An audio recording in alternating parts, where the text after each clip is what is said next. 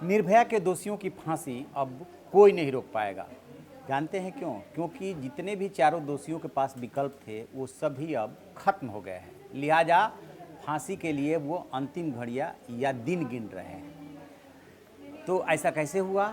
तो ऐसा इसलिए हुआ कि अब जाकर के राष्ट्रपति ने 48 आवर्स के अंदर फाइनली पवन गुप्ता की जो है मर्सी पिटीशन उसको खारिज कर दी है।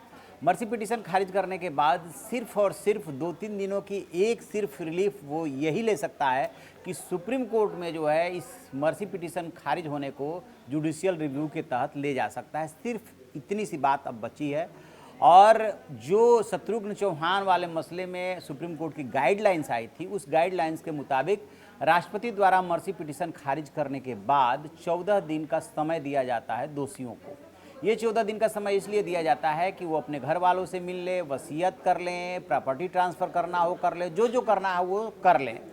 तो इनके पास अब आज के बाद 14 दिन का टाइम बचता है। और यदि जुडिशियल रिव्यू में जाते हैं तो वो 2 या 3 दिन, क्योंकि अभी तक जो अन्य दोषियों का जुडिशियल रिव्यू में मसला गया था, यानी कि राष्ट्रपति द्वारा मर्सी पिटीशन खारिज करने का मसला गया था, वो सुप्रीम कोर्ट ने 2-3 दिनों में उसको निपटा दिया था। इसलिए माना ये जा रहा है कि यदि AP सिंह ये भी चाल चलते हैं, यानी कि जुडिशियल रिव्यू में चैलेंज करते हैं कि मर्सी पिटीशन में राष्ट्रपति ने सारे तथ्यों पे विचार किया ही नहीं, या पवन गुप्ता ने सारे तथ्य दिए ही नहीं थे, ये चूक हो गई थी वगैरह वगैरह, कोई भी बहाना कर सकते हैं, तो भी उसमें बहुत ज़्यादा अब टाइम नहीं लगना है। अब जो है सिर्फ और सिर्फ औपचारिकता शेष है। तो ये मान के चलिए कि 20 से लेकर के और जो है 30 तारीख के बीच में ये नंबर आ जाएगा इनके फांसी के फंदे में झूलने के लिए। हाँ, यदि एक और वो चाल चलते हैं कि नहीं, अब भी जैसे कि अभी वो गए थे कोर्ट में गए थे इस बात को लेकर के कि तबीयत को लेकर के, स्वास्थ्य को लेकर के, और कोई बहाना बनाते हैं, तो उसमें जो है डॉक्टर चेक